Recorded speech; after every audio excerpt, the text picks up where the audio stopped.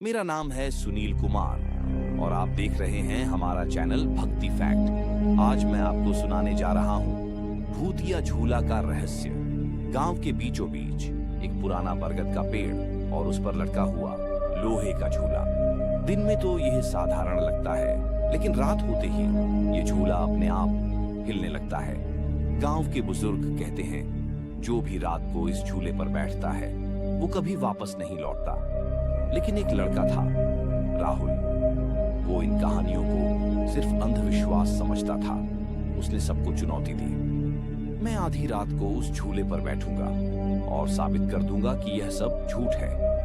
रात के ठीक 12 बजे राहुल अपने दोस्तों के साथ बरगद के पेड़ तक पहुंचा। चारों तरफ सन्नाटा, हवा तक बंद, लेकिन झूला अपने आप धीरे धीरे हिल रहा था। दोस्त डर गए, बोले, राहुल मत बैठ इस पर, यह मौत का झूला है। लेकिन राहुल हंसते हुए बोला, डरो मत, ये सब हवा का खेल है। और वह झूले पर बैठ गया।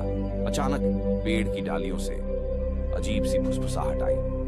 ये झूला मेरा है, कोई और इस पर नहीं बैठ सकता। राहुल चौंक गया, उठना चाहा, लेकिन उसके पैर जैसे जमीन से चिपक गए। अचानक उसके सामने एक औरत की परछाई धीरे धीरे उभरने लगी।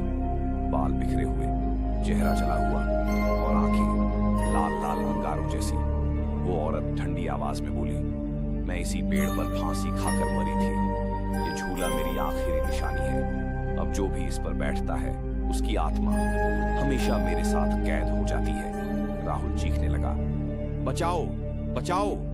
लेकिन झूला अचानक अपने आप तेजी से झूलने लगा।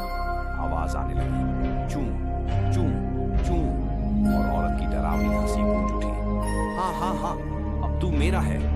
राहुल के दोस्त भाग गए और उसकी चीखें सन्नाटे में गुम हो गई। सुबह जब गांव वाले पहुंचे, झूला अब भी हिल रहा था, लेकिन राहुल कहीं नहीं था। उसकी लाश कभी नहीं मिली। लोग कहते हैं राहुल की आत्मा भी अब उसी झूले में कैद हो गई।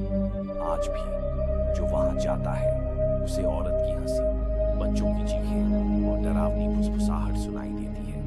कई लोग वीडियो बनाने गए, लेकिन कैमरा अपने आप बंद हो गया। कुछ ने झूले को छुआ तो उनके हाथ पर नीले निशान और जलन उभर आई।